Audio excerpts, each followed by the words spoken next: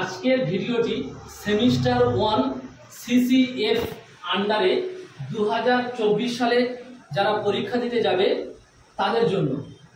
আজকের যে টপিকটা আলোচনা হচ্ছে সেটা হচ্ছে কনস্টিটিউশন ভ্যালু, মানে যেটা হচ্ছে তোমাদের সিভি পেপার বলা হয়, যেটা সিভি পেপার হচ্ছে কনস্টিটিউশন ভ্যালু। যে এই কনস্টিটিউশন ভ্যালুর উপরে তোমাদের দুটো মডিউল আছে, মডিউল 1 মডিউল 2। মডিউল 1 আর 2 দুটো মিলিয়ে তোমাদের পরীক্ষায় এক্সাম হবে 15 মার্কস, মানে হচ্ছে 50 মার্কস। ঠিক আছে, এই 50 মার্কসের মধ্যে তোমাদের দুটো মডিউল ভাগ থাকবে। মডিউল 1 থেকে থাকবে 25 নম্বরের একটা তোমাকে লিখতে হবে, মডিউল 2 থেকে তোমাদের 25 নম্বরের একটা লিখতে হবে। কোনো প্রশ্ন ডাইরেক্ট 25 নম্বরের পড়বে না, তোমাদের এটাকে ডিভাইডেড করে দেবে। 10 প্লাস 15 এরকম দিতে পারে, বা 15 প্লাস 5 প্লাস 5 এইভাবে অংশে ভাগ করে দিতে পারে, মানে 10 প্লাস 15 এরকম ভাবে দিতে পারে, বা 15 প্লাস 10 10 এইভাবে কেটে কেটে ভাগ করে দিয়ে এক একটা মডিউল সেটআপ তৈরি হবে।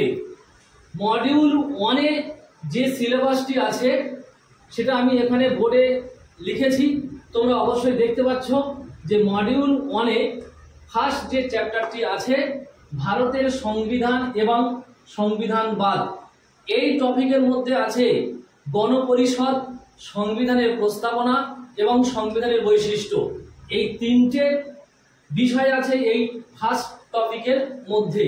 আশা করব এই তিনটে টপিক যে স্টুডেন্ট মুখস্থ করবে, মানে তিনটে এই ভারতের সংবিধান এবং সংবিধানবাদ এই চ্যাপ্টারের মধ্যে এই তিনটে প্রশ্ন তোমাকে মুখস্থ করতেই হবে।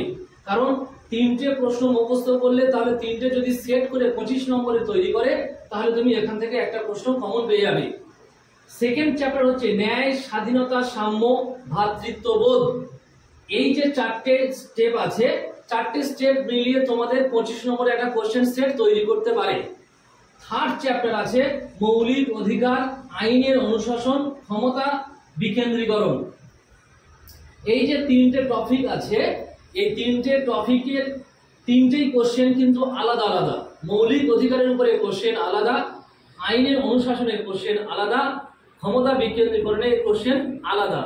এখান থেকে তিনটে প্রশ্ন হওয়ার চান্স থাকবে। যদি বলো কেন বা কিভাবে, ধরো মনে করো সেট 1 এ প্রশ্ন দিল মৌলিক অধিকারের উপরে, সেট 2 তে দিল আইনের অনুশাসন, সেট 3 তে দিল ক্ষমতা বিকেন্দ্রীকরণ। এই জন্য তোমাকে তিনটে সেটের উপরে জন্য তোমাকে এই তিনটে প্রশ্ন মুখস্থ করতে হবে, তবে তুমি এখানে কমন পাবে। না হলে দেখা যাবে হয়তো মৌলিক অধিকারটি সেট 1 এ পড়েছে, আবার সেট 2 তে গিয়ে দেখা যাবে মৌলিক অধিকারটা দিল না, সেখানে আইনের অনুশাসন দিল। এইভাবে সেটআপটা তৈরি হবে। ফোর্থ চ্যাপ্টার আছে সার্বভৌমত্ব, সমাজতন্ত্র, ধর্মনিরপেক্ষতা, গণতন্ত্র, প্রজাতন্ত্র। মানে সংবিধানের প্রস্তাবনায় সংযুক্ত সার্বভৌমত্ব, সমাজতন্ত্র, ধর্মনিরপেক্ষতা, গণতন্ত্র, প্রজাতন্ত্র, এইগুলো পার্ট 5 জুড়ে 25 নম্বর সেট তৈরি হতে পারে।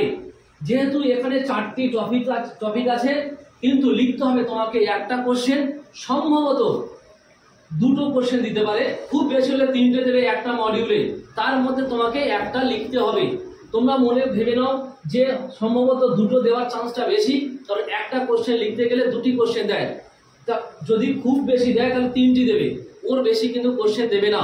তাই প্রত্যেক স্টুডেন্টকে বলবো তোমরা 1 দাগে চ্যাপ্টার, 2 দাগে চ্যাপ্টার আর 3 দাগে চ্যাপ্টার, এই 3টে চ্যাপ্টার যদি প্রশ্নগুলো করে থাকো তাহলে আর তোমাদের এই যে চ্যাপ্টারগুলো আছে বা লাস্ট যে চ্যাপ্টারটা আছে না করলেও হবে, অটোমেটিক্যালি তুমি কমন পেয়ে যাবে। এই হচ্ছে তোমাদের মডিউল 1 এর চ্যাপ্টার ওয়াইজ। অবশ্যই করে আমি সাজেশনটি আমার স্ক্রিনে দিয়ে দেবো, তোমরা অবশ্যই সবাই দেখে নেবে, নিয়ে পড়ে যাবে। আশা করবো সবাই কমন পেয়ে যাবে। এবার স্টেপে আসছি আমি মডিউল 2। মডিউল 2 তেও সেম স্টাইল, এই 25 নম্বর পরীক্ষায় আসবে, একটা লিখতে হবে। ওই 25 নম্বর কোশ্চেনটি 3টে অংশে ভাগ আসবে, বা অনেক সময় 2টি অংশে ভাগ আসে। 3টি অংশে ভাগ আসলে কিভাবে আসবে, 15 প্লাস 5 প্লাস 5, আবার অনেক সময় আসবে 10 প্লাস 15। এইভাবে তোমার বিভিন্নভাবে ভাগ হয়ে তোমার কোশ্চেনটা 25 নম্বর সেট তৈরি হবে। এখানে মডিউল 2 তে আছে 3টে চ্যাপ্টার, যদি দুটো চ্যাপ্টার থেকে তোমাদের কোশ্চেন দেয়, তাহলে আমি যদি 1 আর 2 এর চ্যাপ্টারটা চ্যাপ্টার থেকে কোশ্চেন করে যাই, তাহলে আশা করবো কমন পেয়ে যাব। আর যদি মনে করে যে না আমি 3টে চ্যাপ্টার করবো কোনো স্টুডেন্ট, তাহলে অবশ্যই সে 3টে চ্যাপ্টার করতে পারে। কিন্তু যত কম হোক তোমাদের মিনিমাম 2টো চ্যাপ্টারের কোশ্চেন মুখস্থ করতে হবে। যে প্রথম চ্যাপ্টারটা হলো মৌলিক কর্তব্যের উত্থান, মূল্য, তাৎপর্য। সেকেন্ড চ্যাপ্টারটা হলো মৌলিক কর্তব্যের 51A বা 51 ক ধারা। এর উপরে একটা 25 নম্বরের কোশ্চেন আছে, কিন্তু এই কোশ্চেনের মধ্যে বৈশিষ্ট্য, সীমাবদ্ধতা, মূল্যায়ন সবকিছু কিন্তু অ্যাটাচ থাকবে। 3 নম্বর চ্যাপ্টার হচ্ছে মৌলিক আইনের অনুশাসনের মর্যাদা ও গুরুত্ব। এই মৌলিক আইনের মর্যাদা ও গুরুত্ব, এই কোশ্চেনটিও ভেঙে ভেঙে দিতে পারে। এই জন্য প্রত্যেকটি স্টুডেন্টের উচিত মডিউল 2তে 1 চ্যাপ্টার আর 2 চ্যাপ্টার থেকে যদি তুমি কোশ্চেন করে যাও, তাহলে প্রত্যেকটা সেটে কিন্তু এখান থেকে তুমি প্রশ্ন কমন পেয়ে যাবে। তাহলে প্রশ্নের পরিমাণটা তোমার কমে যাবে। তাহলে আমি আরেকবার রিপিট করছি, টোটাল মার্কস হচ্ছে 50 নম্বর। মডিউল 1 থেকে করবে 25 নম্বরের একটা, মডিউল 2 থেকে করবে 25 নম্বরের একটা। এবারে মডিউল 1 এর যে চ্যাপ্টার আছে, 4টে চ্যাপ্টার আছে, 4টে চ্যাপ্টার থেকে সম্ভবত তোমার খুব বেশি হলে হয়তো 2টো কোশ্চেন দেবে বা 3টে দিতে পারে, কিন্তু চান্স বেশি 2টো দেওয়া। তাহলে তুমি প্রথম অধ্যায় বা দ্বিতীয় অধ্যায় যদি মুখস্থ করে নাও আর তার সঙ্গে যদি তৃতীয় অধ্যায়টা করে, তাহলে কনফার্ম তুমি একটা কমন পেয়ে যাবে। ঠিক সেম মডিউল 2তে আমার 3টে চ্যাপ্টার আছে, যদি 2টো কোশ্চেন যায়, তাহলে আমি প্রথম 2টো চ্যাপ্টার যদি মুখস্থ করে যাই, তাহলে আমার প্রশ্ন কমন। এবং প্রত্যেক ছাত্রছাত্রী বলার উদ্দেশ্য হচ্ছে এটাই, এবছর তোমাদের নতুন সিলেবাস, অবশ্যই সবাই সিলেবাস ফলো করে মুখস্থ করে যাবে প্রত্যেকটা সাবজেক্টে, তবে তুমি ভালোভাবেই কমন পাবে। কারণ এবছরে কোনো সালের কোশ্চেন বা কোনো প্রিভিয়াস ইয়ারের কোশ্চেন কোনো কিছু ম্যাচ করবে না, কারণ এটা হচ্ছে নতুন সিলেবাস সিসিএফ আন্ডারে। ঠিক আছে, তাহলে আশা করি সবাই বুঝতে পেরেছো। আর আমি সাজেশনটি আমার স্ক্রিনে দিয়ে দেব, সবাই দেখে নেবে। আর যদি ভিডিওটি ভালো লেগে থাকে তাহলে লাইক, কমেন্ট, শেয়ার করবে আর পাশে থাকা বেল আইকনটি ক্লিক করে দেবে। আর অবশ্যই করে এই ভিডিওটি বন্ধুদের কাছে শেয়ার করে দেবে। যদিও প্রত্যেকে যদি ক্ষুদ্র পরিমাণ উপকৃত হয়, সেটাই আমার কাছে শ্রেয়।